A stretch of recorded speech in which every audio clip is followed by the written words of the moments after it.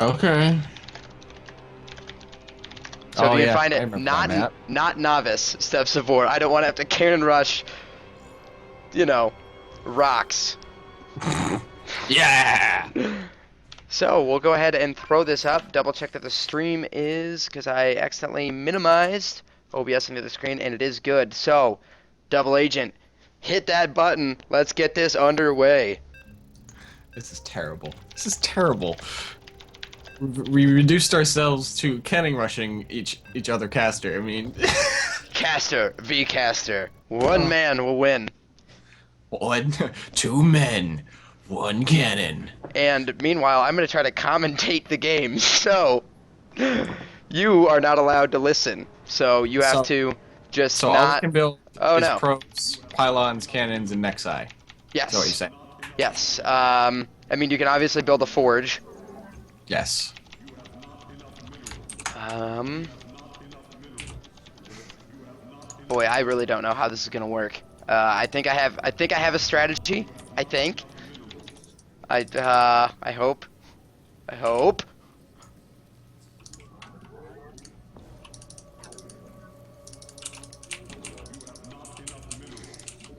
Whole lot of commentating you doing there. Yeah, well, I don't want to let you know my cool strategy because it is Mm. so advanced. So advanced. Yes, so far above everything you could think of. Oh no, I'm on to you.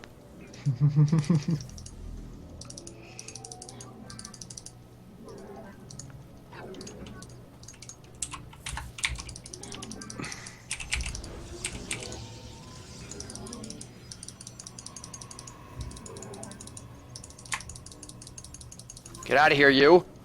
No. Get out. No, You get out of here. no, you get out.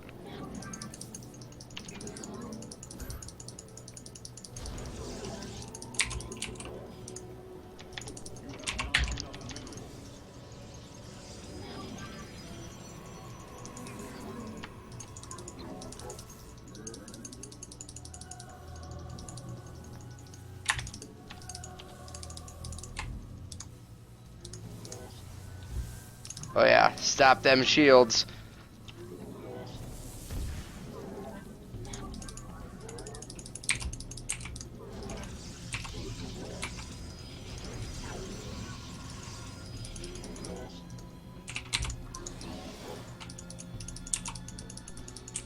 This is getting quite ridiculous. Mm-hmm.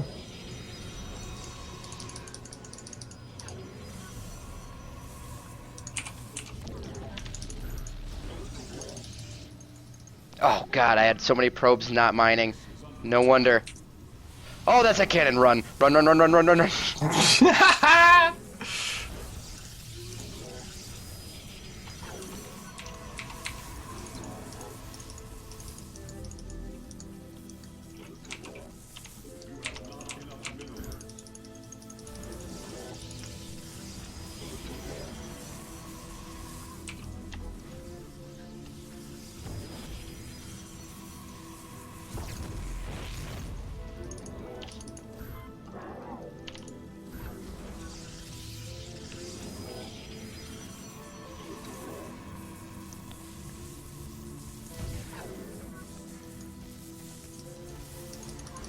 Oh no, oh no.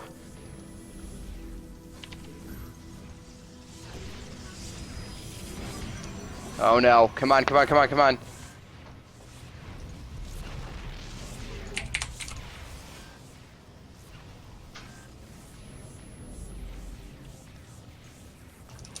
Oh, I think I can do it.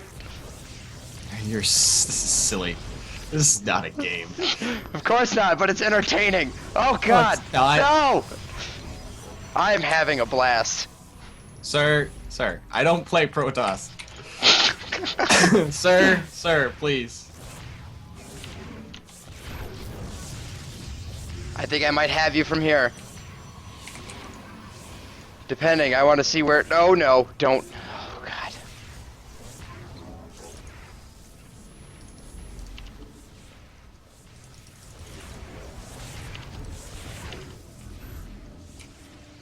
I think, perhaps.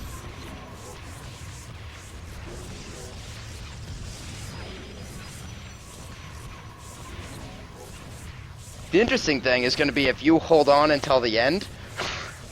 I mean, if you force to kill every building, I honestly don't know what happens then.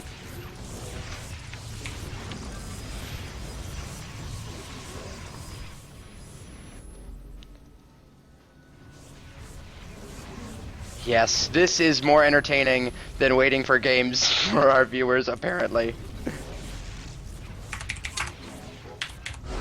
And the GG for the silliest game ever played. I couldn't get enough minerals because I was about to pick a nexus on your natural.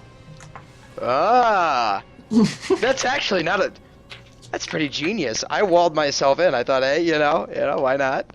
Oh God. Okay. It is 10 minutes from the next round. Let's see what's going on here. Again, just called out asking if AG is ready. They've been AFK for a little while. I'm going to go ahead and message Daze if he is not in game. Dazed and confused. Possibly? No. Question mark? I would know. I don't know. It's him and VGR. I don't want to message them in case they are not. If they are playing, I don't want to jump in. So there's two sets of casters talking about things now.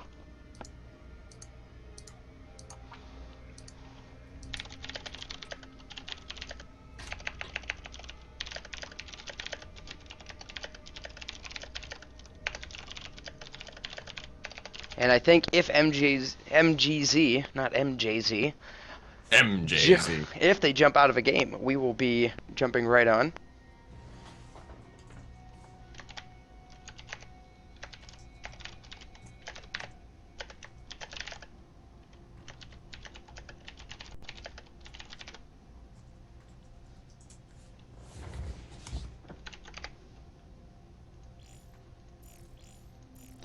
Gotcha. And so you guys all know we will have another caster, Blazemos, in, potentially Dom, but I wouldn't count on it. We may have two sets at some point.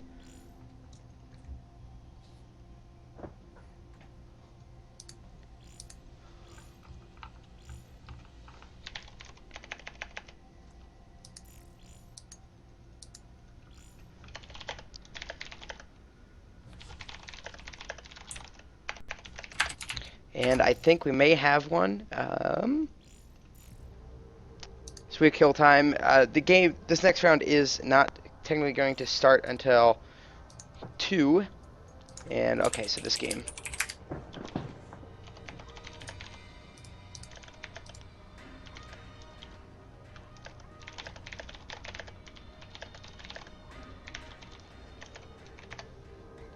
Being friendly to all the beautiful participants here helping us out.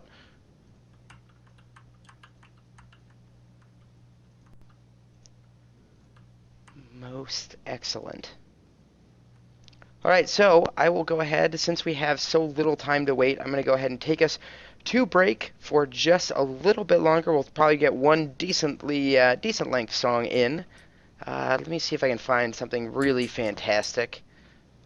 Oh yes, absolutely. Great song from the movie 10 Things I Hate About You. This is Frankie Valli, Can't Take My Eyes Off You.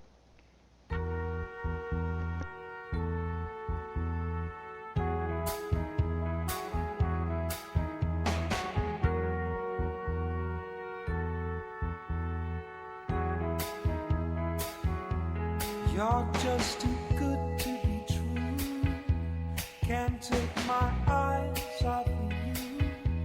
You'd be like heaven to touch. I wanna hold you so much. At long last, love has arrived. I thank God I'm alive. You're just too good to be true. Can't take my eyes off of you. Part of the way that I stand, there's nothing else to compare. The sight of you leaves me weak. There are no words left to speak. But if you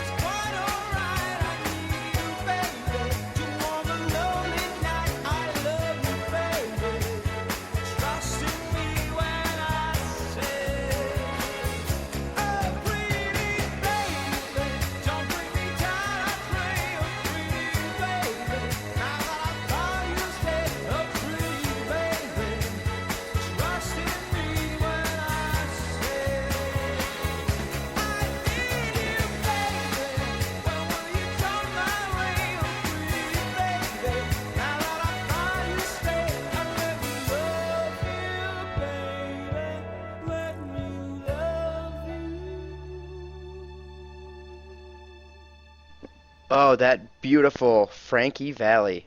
Mm-mm-mm. So, in the meantime, since it is approaching that 2 o'clock time, we have games for you, I promise this time. Gravity and Armada Gaming, we are going to jump into their games as both teams are ready. Really hoping I didn't leave the webcam on for that last one because I was over here doing some jigs. I was really rocking out over here, Double Agent. Nah, you you kept the StarCraft screen up, so I'm Oh, like, what are you thank doing? goodness. What are you doing? What are you doing? You should have that away screen up, like a boss. And we're going to get invited. As you can see, the sheer number of chat things I have going on right now. So many. Oh, so All of the many. chat. Yes, including one with Double Agent. Mm-hmm. I heard he's a pretty cool guy. He fights aliens and doesn't afraid of anything. I doesn't afraid of anything. Oh, you know it. You know it, Double Agent. Hmm. Can you send me an invite to the XT channel? The XT, I just jumped out of that one. Because Gravity and Armada are currently setting up a game, and they had us dibsed. Okay. So we will be doing them. Okay. Sounds good, man. Sounds good. Alrighty, waiting for them. They're setting it up right now, you guys. And then we will be invited in. And we will have some more good stuff. Getting pumped, getting ready. More StarCraft action coming for you from the Thunderdog Esports team over at thunderdogesports.com. And to talk a little bit more about the organization, they will actually be having a more basic team league where myself, Double Agent, will be involved in casting. I believe that's going to be starting after the end of the year. So we got a month or two yet to prepare, get ready. But I believe it's going to be a similar style to this. I think it's the same type of tournament. So where you get plenty of people in and out, no King of the Hill style where one person, continues to roll along. So a little bit different tournament. It is a league, not a tournament, so it is going to be spanned over a couple months. That is what I meant. Yes. Yes. So it's going to be coming up, I believe, sometime in either mid-January or end of January, I think, as far as I know. I could be completely wrong, as I always am. Yes, they are currently working on making sure everything is up. I'm not sure if they will call that the Top Dog Tournament, as they just had this past season. Again, mentioning that Love My Girlfriend took home the EU crown and is in our tournament. So they are big supporters of Thunderdog. Very happy to have them on board with us today. Mm-hmm. So it looks like we're going to have, from Armada Gaming, we're going to have Dashed Hopes against Gravity's Beast. Whoa.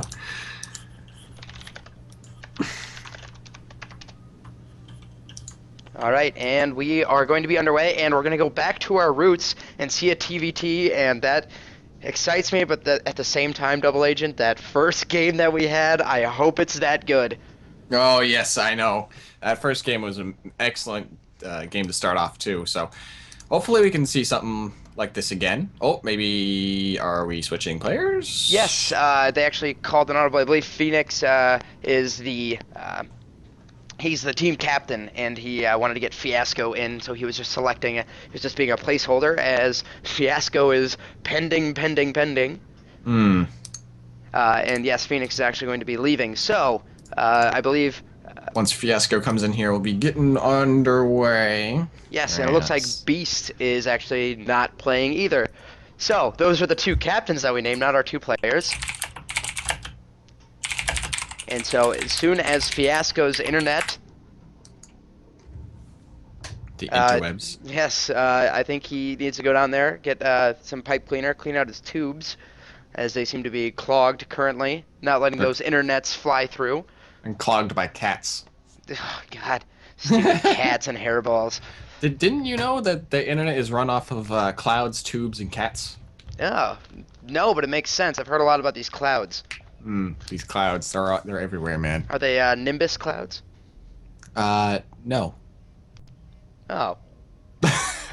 Well, I would say a cloud name, but I don't know any off the top of my head. I know there's something like let's see, there's Nimbus, there's like like Nucleo Nimbus, something like that. Somebody's laughing at me in chat. There's no way they're not. The Cirrus clouds are the really high wispy ones. The Nimbus ones are the big puffy ones, I think. Oh man, 7th grade, going back to Cloud. And all the people in the chat are like, I thought this was StarCraft, not, learning about clouds. There you go. Fiasco is finally ready to go. And both of them are jumping out. Fiasco is now host.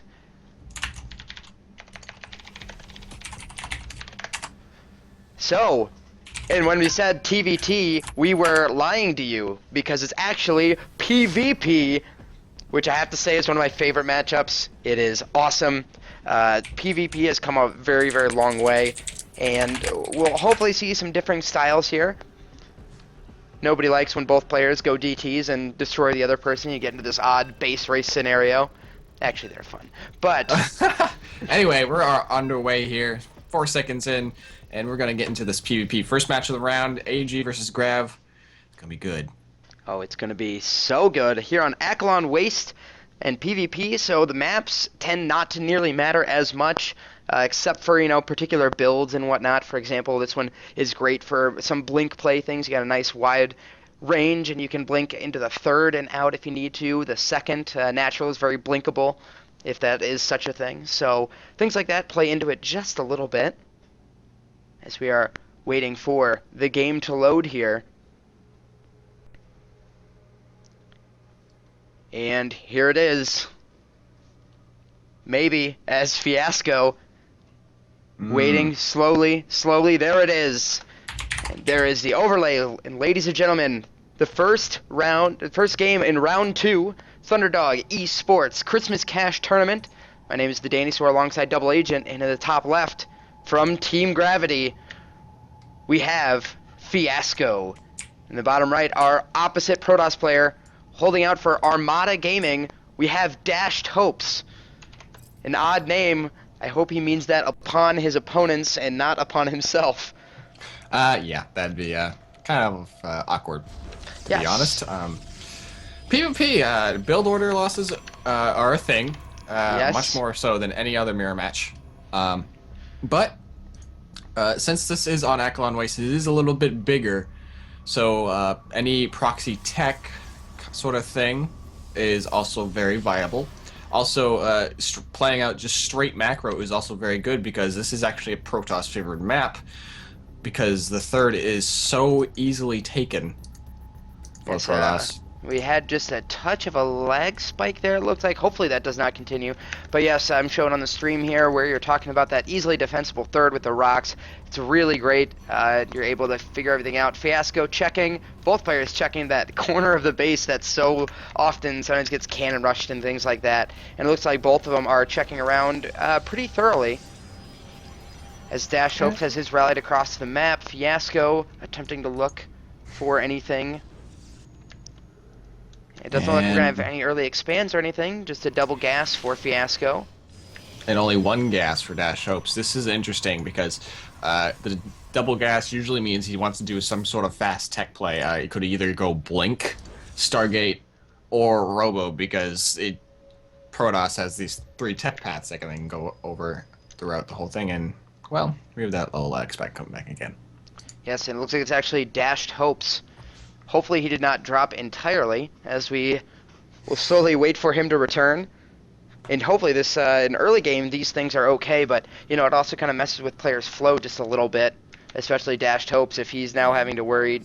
It looks like he paused. And we're paused here.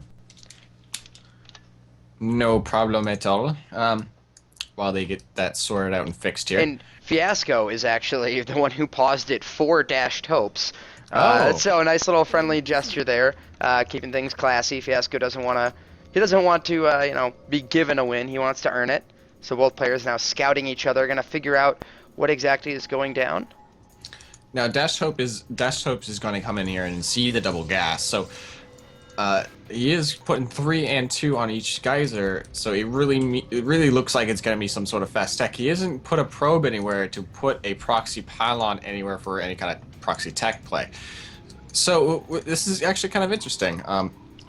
It could really go either way. I mean, the safest build you could actually do is more of like a robo, so you can don't those immortals would keep you safe against any type of blink, against some DTs with observers and all that jazz. So Yes, it's a little odd. The Robo is actually now a little bit more of a defensive, kind of a long-term strategy, unless you're, absolutely rushing Immortals or things like that. But typically, it used to be seen as kind of a standard thing, but now it's kind of currently seen as a little bit more of a defensive structure, just because of the things it allows you to do. And Fiasco, in the back of his base, is throwing down that Stargate, whereas we have just some units coming out here for Dashed Hopes. now a Stargate is not really sort of a tech where you go all in with. There is Void Rays. You can mass enough Void Rays to do some sort of air timing or something like that, but it usually means he wants to do some early aggression early on. So, and with the tech choice of Dash Hopes with a Robo facility, it's not a bad choice. Yes, and Fiasco having this probe hidden on the map just a little bit, and Dashed Hopes is hunting for Fiasco out here, sending around both the Mothership Core and the Stalker. Not currently slated to see it in any way, but I'm guessing Fiasco is going to want to get a little bit aggressive as he's starting off with an Oracle. And unfortunately for with a Robo facility, that's not always the best choice to counter Stargate things, but he doesn't look like Fiasco's going for any sort of all-in, so he should be A-okay, and I'm assuming he'll go ahead and throw an Observer out, and there it is. He does have enough for a photon overcharge, and he does have a stalker inside of his base, so he should be pretty safe against this Oracle. But people can be kind of tricky with these Oracles, so he could get a lot of probe kills for all we know. He could not even see it for all we know too. Yes, and wasting the energy on Mothership Core is something that's kind of interesting in this matchup, especially when you get down to expands, because if you use it in the main for purely defensive, he won't have it for a good amount of time for the natural. Things like that can come into play here, as we see two Stalkers getting warped in, and it will get 3 kills, and he's just going to suicide it. He says that's fine. Oh, and a little bit of mis-targeting there. Could have gotten the 6th, but didn't quite do it. But 5 probe kills is going to give him a nice little lead. So he's currently up by 4. And looks like he's going to go straight into Void Rays here, seeing the Robo as well. So that's going to help against the Immortals' thick armor, as you would, because they Void Rays do attack fast, and it does help against the hardened shield of an Immortal. Yeah, Immortal is one of those odd units, because when you come down to it, if you really look at it, a single probe or two do far more damage than a sieged up siege tank because of those shells. So, interesting thing, we have another Oracle coming in, and Dash Hope sees it pretty quickly, and he's going to try to actually get this one out. It only lays down 1 kill, so just bringing up a total of 6. So the first Oracle was good. The second one kind of makes it a little bit less effective. But now Fiasco, with a big amount of Stalkers and that 1 Void Ray, is going to be heading across the map. He's not building another one, but with he's got a heavy Stalker force, and there's going to be 2 Immortals out by the time it gets here. So control is going to be vital, and Fiasco has these pylons all over the place. And we'll have to see if he really, really commits to this, or behind it if he wants to expand, as he does have a good amount of money saved up. And a probe is going down, so yes, he definitely wants to expand behind this. So does not really want to go all in and kill him with this, but definitely wants to get a little bit of damage done here. He Dashed Hopes does have a couple of pylons near the main base of Fiasco here, and this actually could be completely vital to pulling back this force as well. So it's all up to the control of these players now. It does help that he does have these Immortals with all this giant Stalker count, but that Void Ray might actually do quite a bit of damage as well. Yeah, and I'm wondering if he's going to maybe try to seal him in, as he tried to fly in the Oracle. A little bit of mistiming there. And he's heading out with this. I think he's just trying to kind of go for a really soft contain here, as there's that photon overcharge, and this is going to drive him back. I don't think Fiasco wants to do a ton of damage, as he's going to be forced into an engagement. A great force field behind him on the back, and he's going to get this entire force cleaned up as he force fielded out so many Stalkers. And this is actually a great engagement for Dashed Hopes here. He does clean up this very easily, and with Blink on the way, he can easily take a counterattack with these proxy pylons, and it looks like he's gonna do just that. He's just gonna march across the map and just do some damage. He's probably actually gonna cancel this Nexus as well. Yeah, it all depends, and Fiasco knows this is coming. So he should be trying to form up, be ready for this push, and that's the difficult thing. Now he's just down to about half health Void Ray, and then with Blink on top of it, it's going to be really nice for him. So depending on how the positioning comes in here, Fiasco's going to have to position very well at the top of this ramp. He's warping in another sentry. He has enough to, I think, force field the army out once. Might be able to chop him in half, something like that. But he's going to need, because I think Dashed Hope's army currently, as it stands right this moment, is just a little bit more beefy. That and Blink is not fully done yet as well. So he's really waiting for this Blink to come out to really actually attack up this ramp as well. So he does place a proxy pylon right outside his base, so he really wants to finish this right now. He does have the Immortal back up, but he also has to worry about the Void Ray and the sentries. Yes, and Oracle is heading towards his base, but Dashed Hope saw it coming in, so he does have a Stalker there. But we'll have to see how much damage this does. So you have another lag spike in an inopportune moment. Right before this engagement goes, both these players probably just kind of sitting back, now very on edge, very nervous, thinking about what's going to happen here in the next couple of minutes, as Fiasco just pauses it. Calling to try to fix. He says it's unplayable. We don't know what the... there's weather coming into effect in a StarCraft game. Just bear with us, guys, as these players fix these net issues.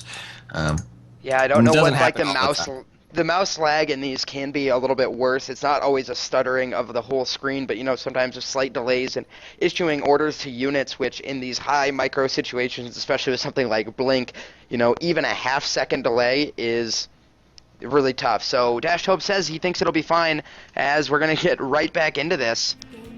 And some serious stuff is going to happen. Fiasco was focused on this Oracle. He's going to check for an expansion. Nothing there. And Dash Hope is going to go in, and we'll see how this goes.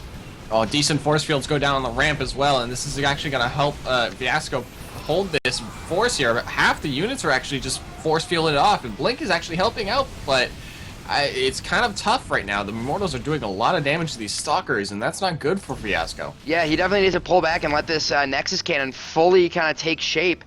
Meanwhile, that Oracle has not gone in yet, trying to keep an eye on that as well, as it is flying in currently. There is 2 Stalkers there. I'll go ahead and keep an eye on this kill count. It looks like it gets 1 kill. It's going down and will not get another as it goes away. And the engagement is actually going to try to poke into the Nexus here. He's actually forcing a lot of units to be attack this force from Dashed Hopes, and it's not looking good for him either.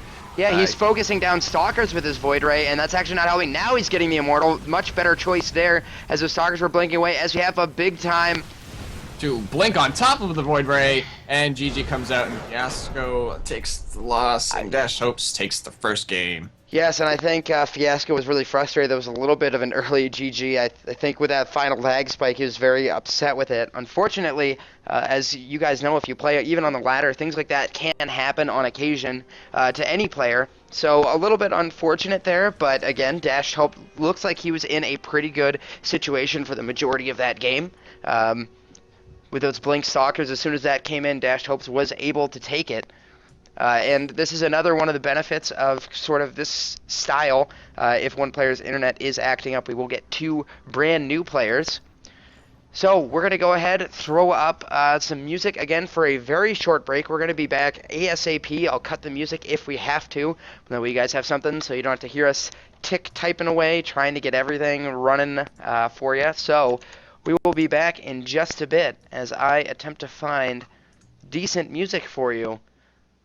I want to mix it up, find something a little new, and here we go. We will have Incubus with Stellar.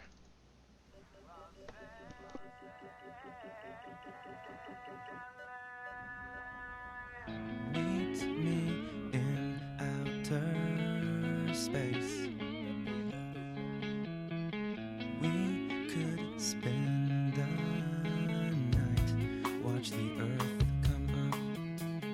I've grown tired of that place. Won't you come with me? We could start.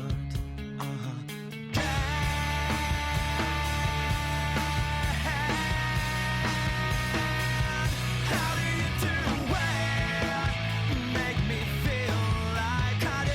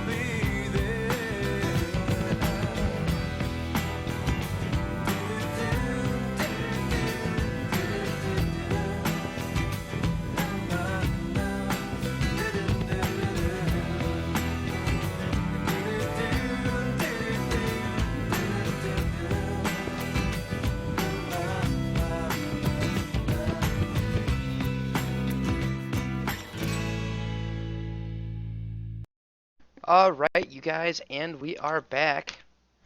It looks like we're actually having a little bit of a technical issue as far as my man Double Agent's internet, as it looks like he just dropped.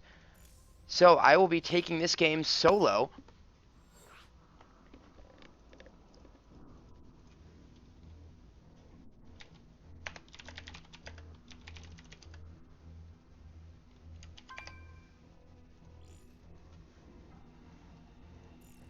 And it looks like we are going to have Kwanzar versus Semper, and I believe that was Double Agent just making his way back on. So let's see if the video call, apologize if this makes a little Skype boopy boop noise, but we'll see if we can bring in Double Agent live. It looks like there may be a connection problem again. If not, we won't wait too long, and I will just take this game solo.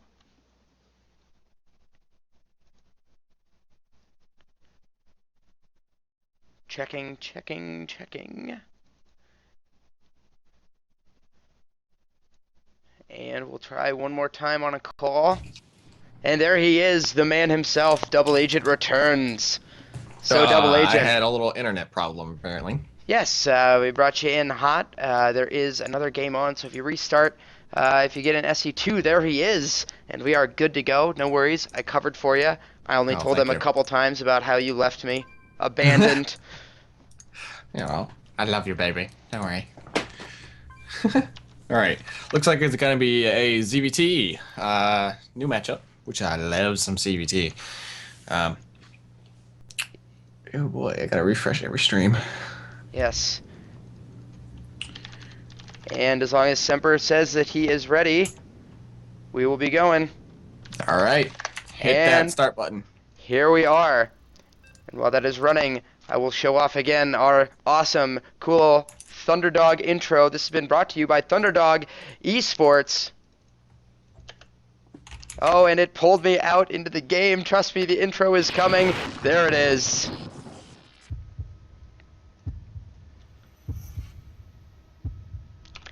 Yes, Thunderdog Esports so greatly for us put on this tournament. It's been a blast for everyone involved thus far, as these rounds are slated to start on the hours. But before we get into that, in the bottom right, our Terran player for this game, for Gravity, it is Semper. And in the top left, for Armada Gaming, he is our Zerg player for the round. He is Armada Gaming's Kwanzar. Kwanzar. I like the name. Sounds like something from Star Trek, to be honest. Yes, you know, you have to calibrate the Kwanzar. No. I'm not sure what that means, but right sure. next to the warp drive, full of Kwanzars, many. And Semper is just, it's a very smooth sounding name, I guess. So I'll say that about it. So our first of the day, I believe, have we had a TVZ today? I do not believe so. Good, good. I am still somewhat conscious today. Oh, good. Anyway, both players playing more of a macro build, kind of. Almost there. And we have a 13 drone scout, as usual. Per usual, anyway. He's pretty standard to send a scout at 13 if you're a Zerg. Sometimes check earlier for for proxy, Terran. but yeah, no such thing going on. We didn't really check much, but he is rest assured that there is no proxy, as we know anyway. And it looks like there's going to be a Reaper opening for Semper as well, which is good. Gives you that easily attainable scouting, which is always nice. Yes, and so good against all those early Zerg units, Zerglings and drones, gets the bonus for them. So he will be going right up in the Reaper, just so good for scouting, really. Once they implemented that in Heart of the Swarm, it was a whole new thing. Yeah, Reapers weren't really used that much in Wings of Liberty because they were kind of expensive to get because they really didn't do much other than kill buildings, so... Yes, and that tech lab necessity was the big roadblock, just because you had to get the gas to get that, and then tech labs adding on, you know, another 25 seconds, as you can see there, onto the build time, and it just slowed everything down. Pretty rough, but now much more usable, and I think it was a great thing for the metagame. Just to enable Terrans to do scouting a little bit easier with a unit like that, not so useless. Yeah. Quansar here is actually going for a fast gas here. He wants to get speed up immediately, unless I don't think it's going to be a case, but it could be a 2-base Muta getting that fast layer up as soon as possible. So it could go either way. Although we'll see what will happen because it just got into this game. So Yes, and we will see. It's typically, if you start seeing pull drones off at the 100 mark, that means he will be going for speed, as he is maybe looking for more macro-oriented play. And he's sitting there, and I'm waiting for it. He's at 92, and yes, there they are being pulled, so he will be just going for speed, which is coming up right away. and here comes the Reaper. He's gonna try to get in here. Sees the gas, so he knows that there's something on the way. Fast speedling run by is also very hard to handle unless you have a wall. The command center is going down right now with some Marines and another Reaper as well. So pretty economical build for the Terran player as well.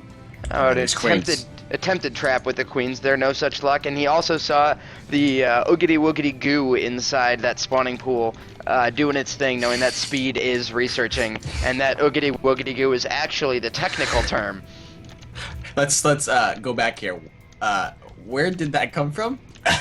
Well, I mean, if Woogity woo, what? oogity woogity goo, it's kind of goo. It's not quite water. It kind of sloshes around in there. So, I mean, what would you guys? I mean, anybody and Steve, tell me what you call this stuff. I mean, it looks gooey to me. I call it a jelly jiggler. Ah, the jelly jiggler. Very Yes, nice. the jelly jiggler.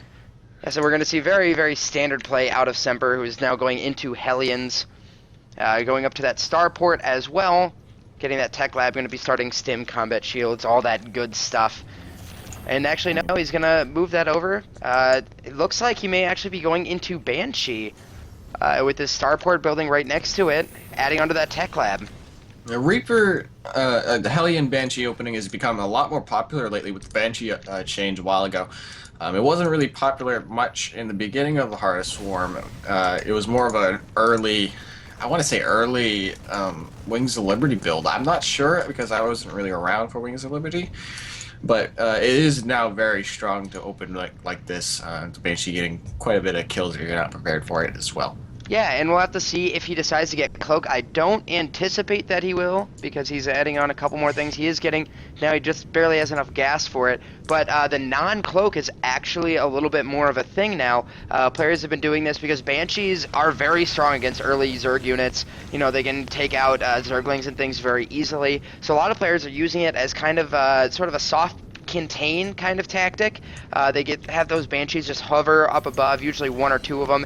It looks like all he wants is one, maybe trying to threaten that he has Cloak, but very good move here, and now he's getting that stim, so he'll be transitioning back into Bio.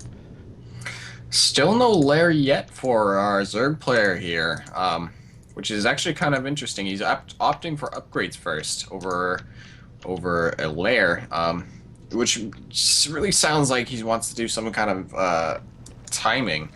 And there's a lair now, 825 in, and it's kind of late, but he might have something behind this. So it's not that bad. Yes, and typically you see a 7-minute layer is kind of the thing. Oh, and a attempted flank, kind of a surround, sorry. But those Zerglings are all getting roasted down. He smartly pulls back, but again, this is where that Banshee comes in, because he can just kind of sit above everything and just do little bits of damage here and there, as it's just working down that hatchery very slowly. And Zerglings on creep, you don't want to fight Zerglings on creep because they just get a big speed boost to really surround these Hellions. He only has one Reaper, and he doesn't look like he has lost a Hellion yet. I'm not sure where that Banshee... Oh, there's the Banshee. He's going across the map. And it looks like our Terran player wants to go into a bio sort of play, bio mine, and he's getting that 1-1 as well, starting his medevac production. And it looks like it's going to be like super standard play. Yeah, I love super standard play. Yes, and Biomine has actually changed quite a bit. That Widowmine nerf kind of put a dent a little bit in some Terrans because a lot of their strategy revolved around those mines doing so much damage all the time.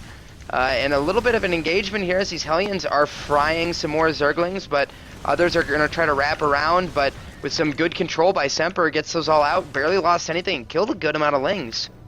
Yeah, it's very nice control here from the Terran. There is a wall down, so I don't expect a Ling run by to really happen here, and pushing out with some Marines to get rid of these Zerglings off his tail. So Spire's halfway done, so that's also a good thing. His Baneling nest not as early as usual, but he's gonna have those Banelings just enough for any sort of big Marine attack. So he should be completely fine here. Yeah, and you know, you just added on 20 drones, just popped, so he's utilizing that larva, making sure he's getting way up into, you know, the drone count, currently sitting at 68 versus 54. Very, very typical for Zerg to have more, as the Terran is now establishing his third base as well, also beginning a wall topside. Nice little maneuver there to stop the Ling run-bys. Yeah, so not a bad choice either, because it does give him supply to really keep up his production as well. So, a very good use out of these supply depots so far. I really like it. And this is kind of pretty quick upgrades coming out. Now our Zerg player is adding on 2-2 and flyer attack, as well as, you know, Baneling speed. So he's really kind of arming himself with all the tools that he's going to need, with 7 mutas on the way, using plenty of gas in order to kind of prepare himself for late game. Usually if you see a player that just wants to add on, you know, a whole bunch of mutas all at once, they're not looking real late game. It's not super rare to see that flyer attack start right at the same time, but usually it comes a little bit after. And here comes a force with a couple medevacs as well. You actually might get these queens, which is not a very good idea. Roche is a drone too as well, and here comes the mutas finally coming out, and here comes the big surround with the Zerglings, and it looks like he's going to clean this up very nicely. Yes. Very good concave right there for the Zerg player. Yep, and I thought he was going to focus down some medevacs, but plenty more units streaming in. This is nice, and it looks like that Biomine play, there's a couple Widow Mines coming out now. He just has 4. They used to be such a core of this army, but with that buff, they just can't do the damage that they used to. They don't, you know, roast large numbers of things. You know, Lings still live through it. So it's kind of taken a back seat, and people are a little bit more focused on, you know, Marine pushes and things, and getting things kind of in big balls to ball up the Zerg player as well. So a little bit just a change in metagame since that Widow Mine nerf has gone down. And before the Widowmine nerf, a lot of the Biomine tactics was an endless parade of units streaming across the map to keep the pressure on the Zerg so he doesn't get enough units to hold it off.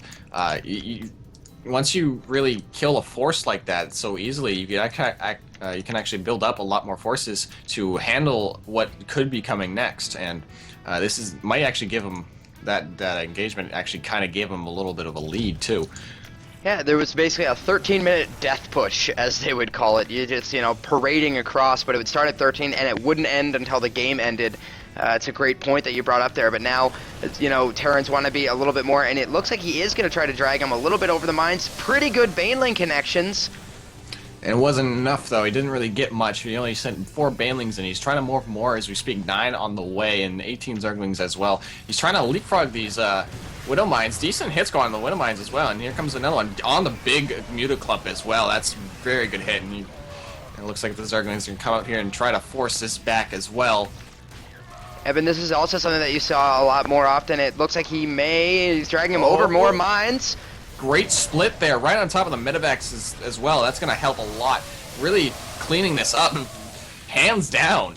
Yeah, that Widow Mine shot actually hit a lot of his Marines. It targeted, just kind of by chance, a single Zergling that was in really deep on those Marines. It did not help him at all. But Terran usually has a good amount of production, so we'll have to see. We don't see a ton of units. Well, there's 12 Marines popping out currently, and I'm sure he's going to have 12 more queued up.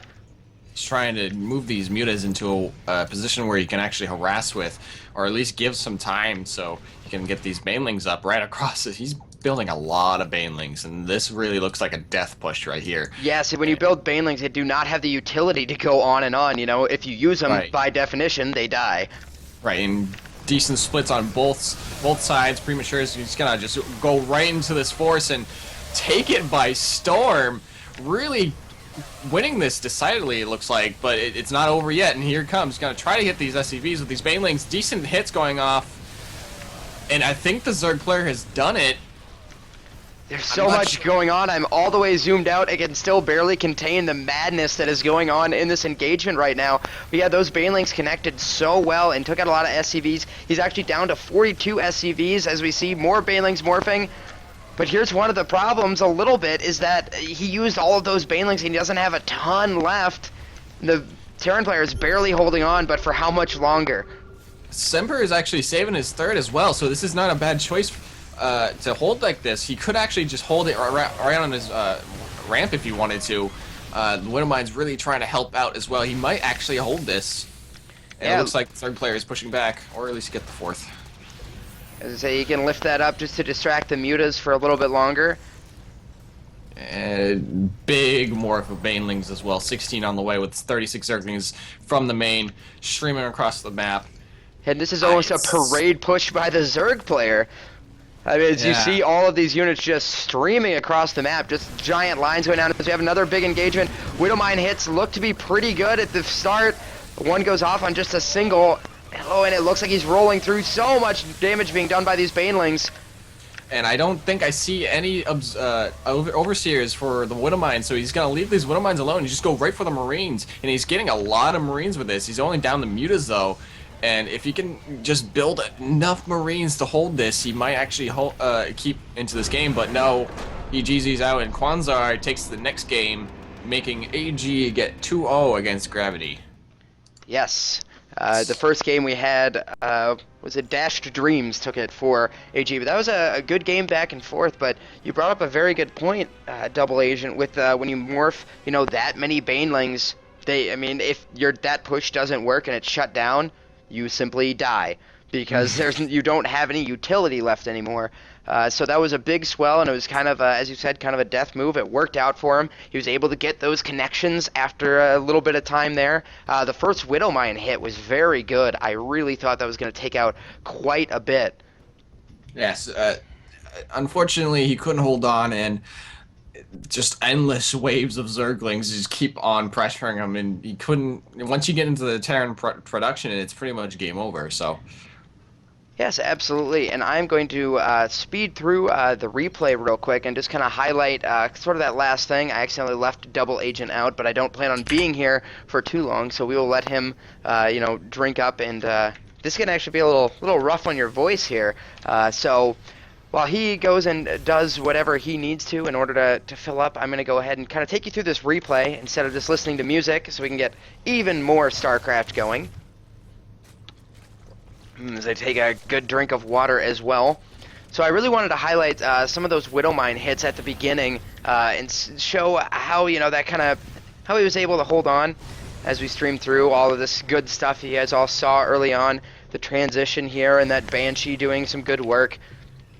And we'll keep an eye on the unit tab here this time around, just kind of seeing as things pop up and how sort of the army composition changes here. We're into a lot more Marines. Basically, early on when I said that, he had about 5, and you see nothing else being added, except for pretty much just large amounts of Marines getting those upgrades. And also another thing to highlight was when our Zerg player was getting these upgrades, basically, he was never punished for it. He got them a little bit early, I feel, but was able to hold off, and he wasn't punished for it, which means he had a great advantage early on. As he was working on 2-2, our Terran player, he was just a little bit behind. So if he speed ahead just a bit more, I think some of these engagements happened right as that 2-2 had finished. So right when this was all going on right now, upgrade advantage to our Zerg player by just a little bit. But it was enough, and some good hits here, and with these Widowmines, we'll try to highlight some of the hits if they come in. And here we go. Right there, a decent hit, but there you can highlight a lot of the ways in why the Widowmine changed so much. You saw how many Zerglings lived that wouldn't have in the past. It used to be, it'd take out huge clumps, and, this is where our Zerg player really started to swing the tide of battle. This is where he goes for that big Baneling swell that Double Agent talked about, and it's one of these Widowmines. I'll have to see when it comes out. One of them had an incredible hit. It was one of these guys right here as this engagement starts. Right here, I'm going to kind of pause, zoom in, and we'll take a look here. Right there, that's, we'll zoom in, get exactly Yeah, 9 banelings coming in. That hit goes off, and a couple of them still live, which allowed them to kind of push through even further, stream in, and then after that, the Widow Mine was spent, and then all these banelings came in, and our Terran player did a pretty good job. You can see these banelings are getting a little bit stuck, but from here, he took out a lot of SCVs, and it was kind of all she wrote from there as the Zerg player started that parade push that we talked about, and Armada Gaming was able to take it. So, since we had that, hopefully we won't have such a long break, but we'll go ahead and throw some music up for you, and when we return, we will see what's going to happen between Armada Gaming and their opponents, Gravity. Stay tuned as I attempt to find some good music, and if you guys have any requests for music, go ahead, throw that in chat, just so I make sure I get all of you guys. If you hate my music choices, please let me know what I can do better. So sticking with the theme of kind of mixing things up so you always have something a little new, here is Jason Mraz with I'm Yours.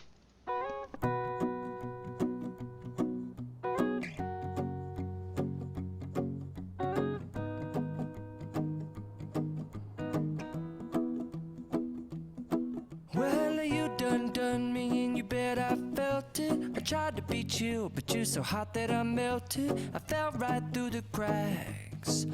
Now I'm trying to get back.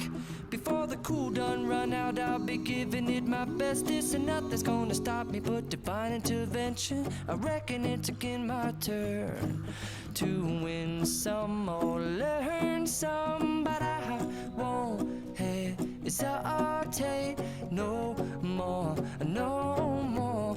It cannot wait. I'm yours.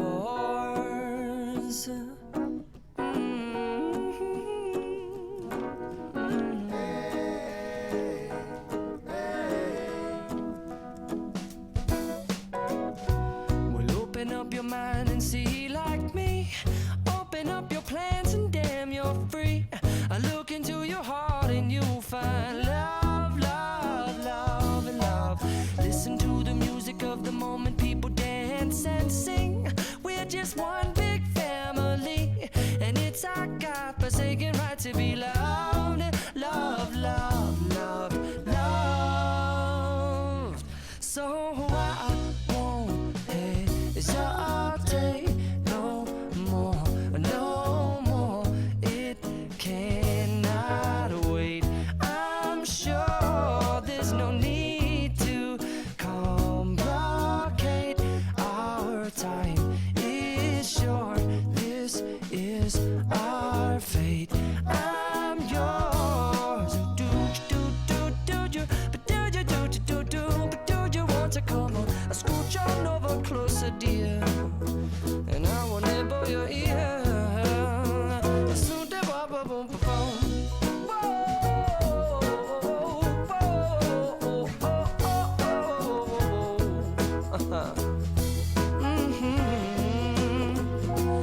I've been spending way too long checking my tongue in the mirror and bending over backwards just to try to see it clearer, but my breath fogged up the glass, and so I drew a new face and I laughed. I guess what I'll be saying is there ain't no better reason to rid yourself of vanities and just go with the seasons. It's what we aim to do. Our name is our virtue, but I won't hesitate no more, no more. It cannot wait. I'm yours. Well, open up your mind and see like me.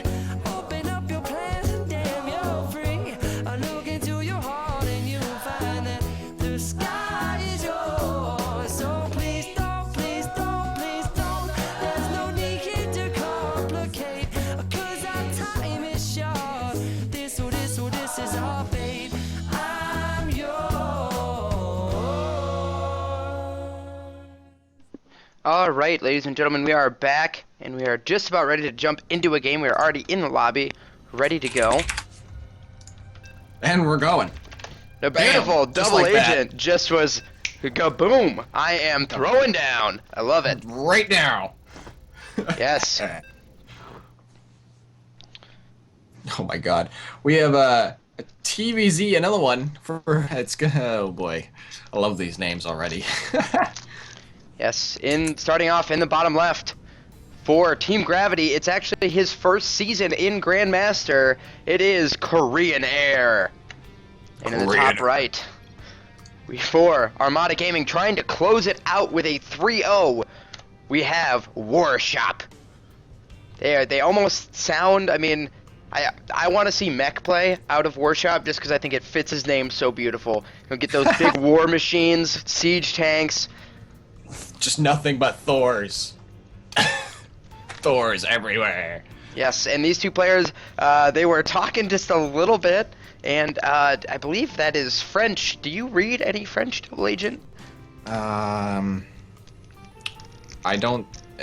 Not really. I believe that is romantic languages have some similarities. I think it was something about an "I love you," I think, and then he. Let me confirm that because I don't think that's it, but I could be completely wrong. Right now we have Double Agent on-field translator, co-caster, and they are still jabbering back and forth just a little bit. That is correct. You are completely correct. It is I love you. Oh yes. Oh, if only I had the webcams up. I don't have them set up, but I wanted to just show because I just threw my hands in the air because I made a guess based on the very little Spanish that I know. Spanish? It was French. Oh yes, but you can tell because of the Romantic languages, things like amor, that's what it looked similar. So, Well, actually, hopefully you get back into this game here as we have a CC first coming out from the Terran player. Really want to go into this macro game straight away. And a hatchery first as well, so it's going to be not bad. Not a bad choice. It is a 2-player map, so you usually see CC first on 4-player maps because it's a lot more safer. So because you have to really scout out your opponent where he is first before you can actually do anything. And they actually trapped a drone in here. He's going to do some little harassment against these. And that is so frustrating because those SCVs and things were taking the perfectly incorrect path. They were going through the building back and forth. He got one hit on either SCV because they were just jumping, and things like that are just going to kind of happen randomly. Oh, and he does get the extractor down. A nice little move that just allows him, it's not really a gas steal, but it keeps the drone alive for a little bit longer, and he's probably just going to cancel and keep rebuilding that whenever possible. Well, there is also the discussion of, well, he did cancel anyway. If he didn't cancel it, he did deny the gas for a little bit, and that really hurts if you do go mech. So, especially if you go mech, because the extra gas is really important because yes. they're And gas heavy. Oh no, that supply depot just went up. So Korean Air still stuck in here for now, trying to dart out. And it looks like Double Agent dropped.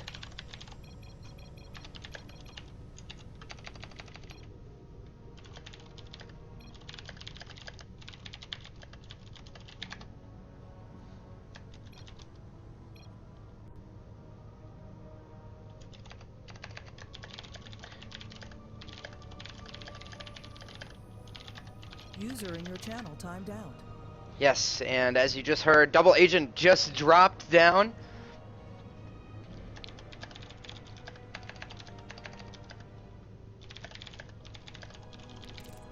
And there we are back. And it looks like Double Agent still in, possibly going to be jumping back. And there he is back on the Skype call, a recovery of the century, possibly. Crap. And it looks like we are going to have to drop you, Double Agent. Drop me, just drop me. I'll go off.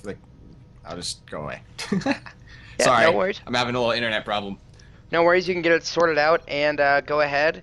It's waiting to drop, and there he is dropped. So this is now going to switch over to a solo cast while Double Agent figures out some internet-related things. So you guys get just the dinosaur for this one.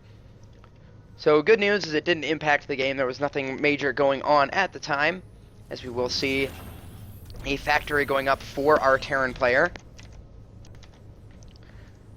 Landing that CC, and that's one of the things I play Protoss, and one of the things I'm most jealous about is those orbital commands, the ability to put it in your base and just, double saturate, one mineral line without having to dedicate a spot to it is so awesome, helping to hold off early aggression and things like that. But it appears that Our Zerg player, Korean Air, has other plans. I would expect him to most likely throw down a third in not too long. It seems he is just a little bit late. Maybe he wants to stick on 2-base, getting a lot of gas, adding on both at the natural. And we will have to see, because it does not look like he is particularly saving up. He keeps spending most of the money here, so perhaps we have some sort of 2-base plan in place here, as our Terran player is going for a fast third. So now, if he does decide to go something 2-base related, it would be pretty good, but it looks like I was incorrect. And he will be adding on this third very shortly. Again, our Terran player going the very, very standard kind of almost a mech into bio, because Hellions are just so good early game, you don't want to ignore them. Adding on 2 engineering base, I really love this with early upgrades. I'm trying to remember the player that did this. It was not Polt. Polt, I believe, had notoriously late upgrades. I just saw him play. I cannot remember, but these early upgrades will be coming down most likely very shortly. So our Terran player using this command center as another part of the wall off, taking out some creep tumors. Nice and easy. A little bit annoying, but Zerg player has plenty here to defend, as we have now more Hellions coming across the map, going up to that, magical 4 number, but he is continuing production. A lot of times you see like 4 or 6, but some players like to go up to as many as 10 to really try to put on some aggression. And it looks like, for now at least, he will halt as those 1-1 upgrades were started. Meanwhile, our Zerg player is going to keep pace. The 1-1 upgrades started as well, so both these players are going to be right equal with each other. They actually started a little bit later. I thought he would start them right when these finished, but they actually came down a little bit late, so they started about 7:30. I thought he might start them as early as about 7 minutes.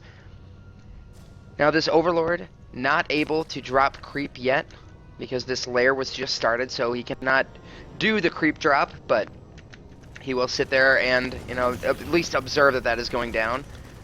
As Korean Air trying to get some scouting information, noting that there's 2 more gases being taken. That will bring him up to a total of 4. A Zerg player with 4 gases as well, not quite adding them on to the third yet.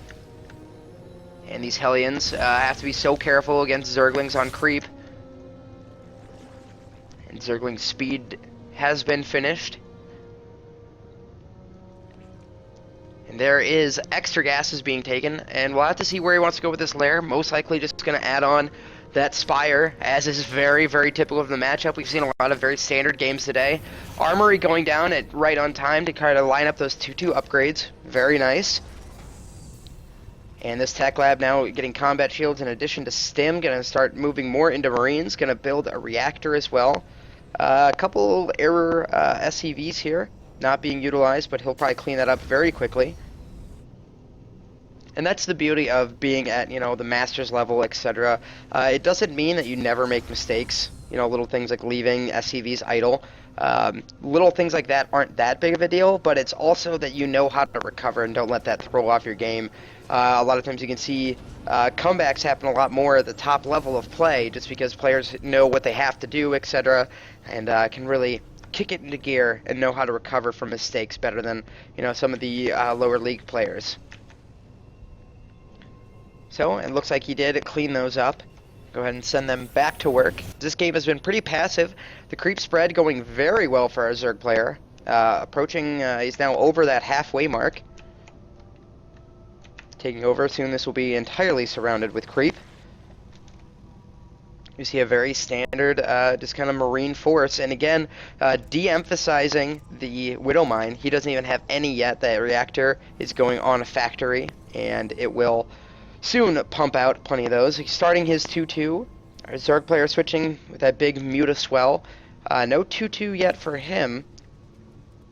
So we'll have to see when he plans to add that on. As of right now, it looks like our Terran player is going to have an upgrade lead, at least for a little while. Now 12 Mutalisks on the way. And creep spread being dropped here, and will be cleaned up very quickly. So Zerg player is kind of running a couple things here and there. Looks like you might try to Ling run by, just trying to capture this Zelnaga tower, which he does. Hellion's not the most useful at this point in the game. But yes, this creep spread is fantastic for him, and it gives him so much great vision. Look at how much of the map he really has illuminated. Literally half of the map. He knows everything that's going to be going on. Really great. Oh, and these Marines are a little bit out of position, and oh, they get decimated. Zergling, or Banelings to the max right there. Oh, and picking that off, and so many Marines just went down basically for free. Let the Mutas clean those up. Doesn't want to use any more of those precious Banelings. And now our Terran player is a little bit of a disadvantage. Just 18 Marines right now and 2 mines against a pretty good swell of units here. That 2-2 is going to finish up, and he's going to have a big lead, especially if he goes into 3-3. Overlords perched all over the place here. Again, our Zerg player, Korean Air, doing a very nice job spreading those out.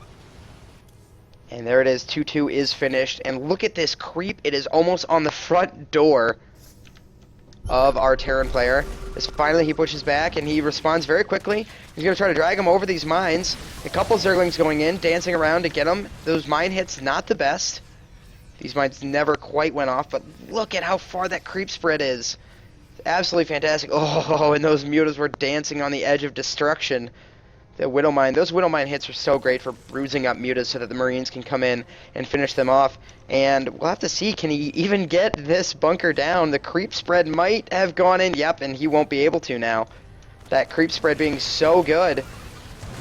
Running all of those mines out and pick up in a medevacs. And this is something that, again, we see more and more. Oh, and these SCVs could be headed for a bad day at the office.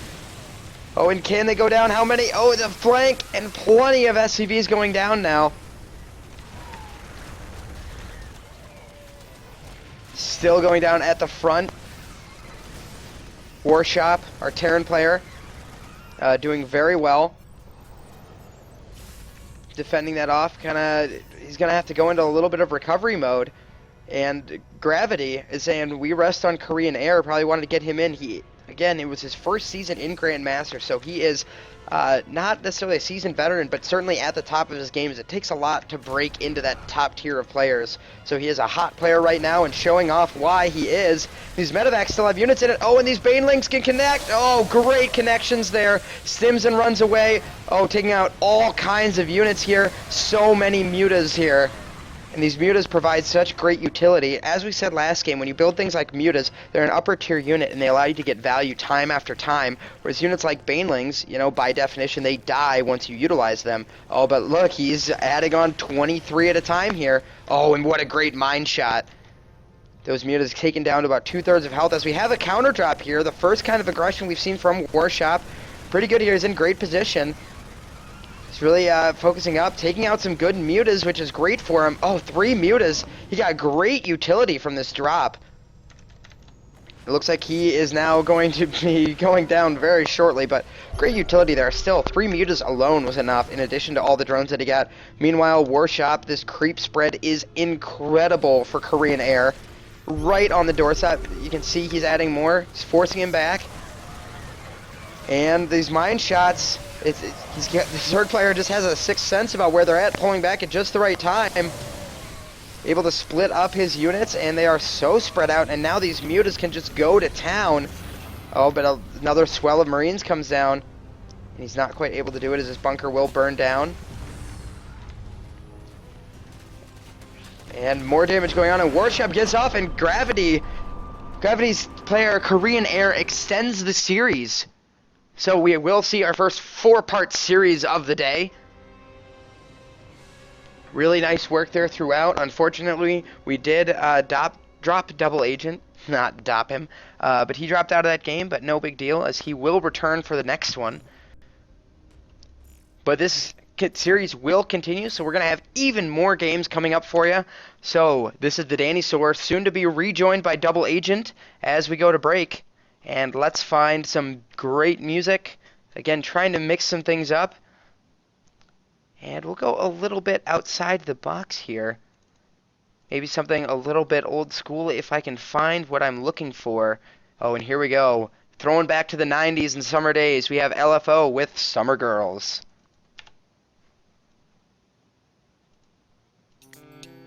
I like it when the girls stop by in the summer.